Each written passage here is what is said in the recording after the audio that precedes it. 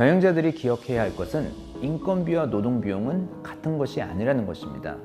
즉, 기업이 인건비를 줄이는 것이 노동비용을 줄이고 생산성을 높이는 것은 아니라는 것입니다. 노동비용을 줄이려면 인건비를 줄이는 것 이외에도 생산성 증가를 위한 다른 노력들, 즉 공정상의 혁신, 기계화, 자동화, 또 이와 함께 가는 효과적인 인적자원 관리를 구사하는 데 있습니다.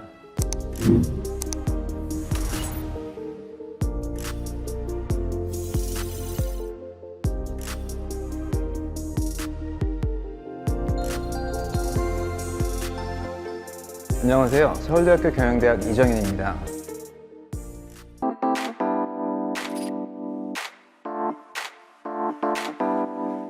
첫째, 인건비와 관련된 핵심은 노동비용을 고려하지 않는 인건비 논쟁은 의미가 없다는 것입니다. 그림으로 이에 대해 좀 더 자세히 알아볼까 합니다. 그림은 각 나라별로 제조업 종사자의 인건비, 즉 1인당 평균 시급을 표시한 것인데요. 참고로 이 자료는 미국의 통계청 뉴스에서 나온 자료이고 2009년도 데이터입니다. 과거의 데이터이긴 하지만 제가 굳이 이 시점을 선택한 이유에 대해서는 나중에 설명드리도록 하겠습니다. 그림을 살펴보시면 시간당 임금이 가장 높은 나라는 어디일까요? 노르웨이가 대략 시간당 50불 정도를 받는 것을 확인할 수도 있고요. 중간 정도의 임금을 제공하고 있는 나라는 미국입니다. 미국은 대략 시간당 25불 정도를 제조업 근로자에게 제공하고 있습니다. 우리나라는 대략 시간당 16불 정도를 제조업 근로자에게 제공하고 있었습니다. 나머지 나라들은 10불이 채 안 되는데요. 이 그림에서 유심하게 볼 두 나라는 멕시코와 중국인데요.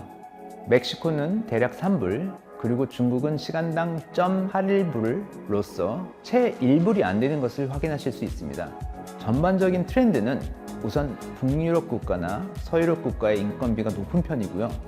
가장 낮은 나라는 중국과 멕시코입니다. 미국은 중간 정도 된다고 보시면 될 것 같습니다. 많은 나라들이 있지만 경영자분들은 두 나라, 즉 미국과 중국의 수치를 눈여겨보시면 되겠습니다. 시간당 인건비는 중국이 0.81불, 그리고 미국이 대략 25불입니다. 만약 중국의 인건비를 미국의 인건비의 비율로서 계산한다면 중국의 인건비는 미국의 인건비의 대략 3%가 되게 됩니다. 여기에 제가 생산성의 개념을 도입하여 이 두 나라의 노동 생산성을 한번 비교해 보도록 하겠습니다. 노동 생산성은 흔히 산출물 나누기 노동인력 투입으로 계산을 하는데요. 생산직 근로자 한 명이 얼마의 부가가치를 창출했느냐로 계산하면 될 겁니다. 앞에서 중국의 인건비는 미국의 인건비의 대략 3%가 된다고 했는데요.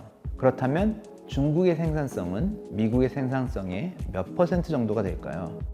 우선 정답을 말씀드리면 2009년 당시 중국의 생산성은 미국의 생산성의 단 6%에 지나지 않습니다. 아마 많은 분들이 놀라셨을 텐데요. 중국의 노동 생산성이 낮다고 예측하신 분들이라 하더라도 이 정도 낮을 줄은 아마 예상하기 힘드셨을 겁니다. 도대체 왜 중국의 인건비는 훨씬 낮은데도 중국의 노동 생산성은 미국의 생산성을 예상보다 훨씬 더 밑도는 것일까요? 사실 이걸 설명하는 데 많은 이유가 있을 것입니다. 어떤 분들은 미국의 제조업이 중국의 제조업보다 훨씬 더 높은 부가가치가 있는 제품을 만들기 때문이라고 생각하실 수 있으시고요. 어떤 분들은 제조업 근로자들이 1인당 생산하는 부가가치가 이미 높은 물가 수준을 반영한다고도 하실 수 있을 것 같습니다. 모두 어느 정도 일리가 있는 얘기입니다.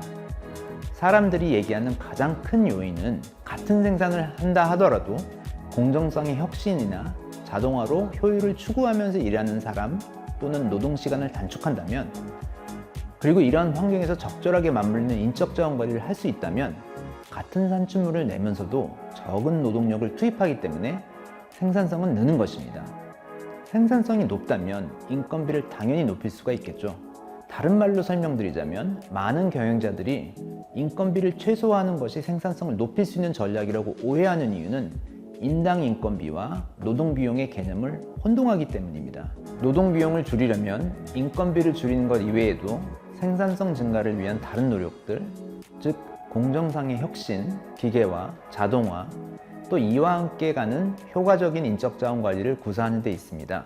만약 다른 노력을 안 한다는 조건 하에서는 물론 인건비를 줄이는 것이 어느 정도 노동 비용을 줄일 수는 있으나 아마도 아무런 다른 투자 없이 인건비만 줄여서 생산성을 유지할 수 있는 기업은 전 세계 어디에도 없습니다.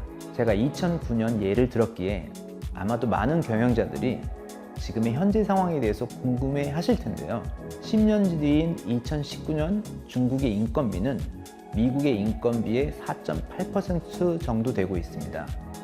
그러니 인건비가 과거의 3% 수준에서 많이 올라왔고요. 그렇다면 생산성은 어떨까요? 2021년 중국의 노동 생산성은 미국의 노동 생산성의 대략 15% 정도로 생산성 또한 많이 올라온 것을 확인하실 수 있으나 여전히 미국의 생산성은 중국의 생산성보다 많이 높음을 확인할 수 있습니다.